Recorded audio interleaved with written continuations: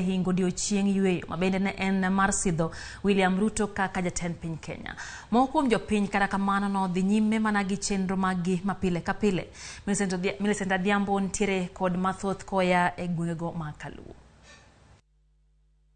E kinde ma oganda mamoko ne omako ndara ma ochopo Kasarani ne nyasi mar sidho William Ruto kaka jatend piny mar abich, moko kuom jopiny ma Kaluo ne odhi nyime gi tije maggi kaka pile.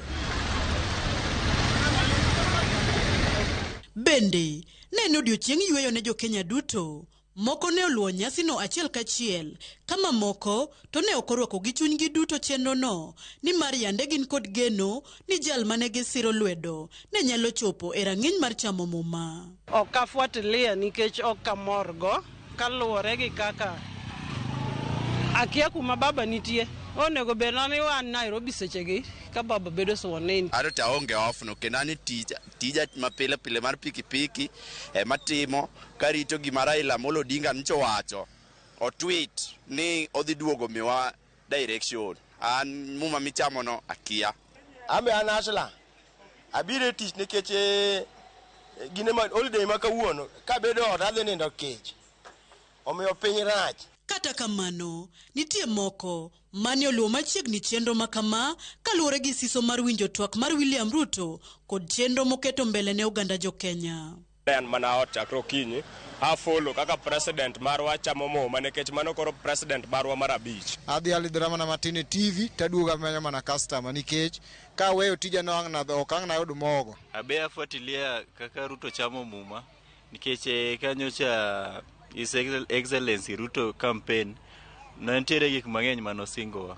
Kata odoko ni chuny lit ni kuom jomoko, mamoko to segoyo gi chung, kendo girwako telo manyien, mak mana ni dwaro margi en neno ni dongruok obedo. Kama ji pieme nyaka bed jaloch gi jayombo. Koro joma olo nyaka ywagi.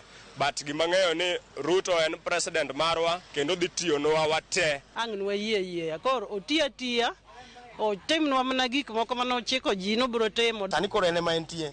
Jango nyole akwadhane kata ka nyathi dhi tho e kwath. Koro ene ma kudhi ting'o nyathino. 5 years thin. Watwe umano kanda. Lek mar jopiny ma Kaluo en neno ka jatend Kenya mar abich biro keto maino e cholo dongruok e gwengego kendo neno ni ok oket Kaluo tenge. Weche mege pur wakwayo mondo ng'i kaka nowacho fertilizer mondo losi. Kata kidwoko nengo fertilizer chiendo japur mar bando be nyaka ng'e ni Kenya ahinya to mogo be jowayowago one koloso yore mege mogo. Ruto kelnwa dongruok pot manyocha Raila Amolo Odinga gi the former president Uhuru okelo piny ka.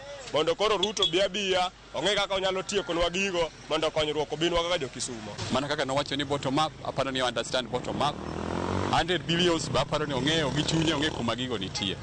Koro kaka nowacho ni chakre gi piny to dhi gi malo. Warito gi siso. Gimokwongo timnwa, ong'inwa ni petrol iwuon chiemo.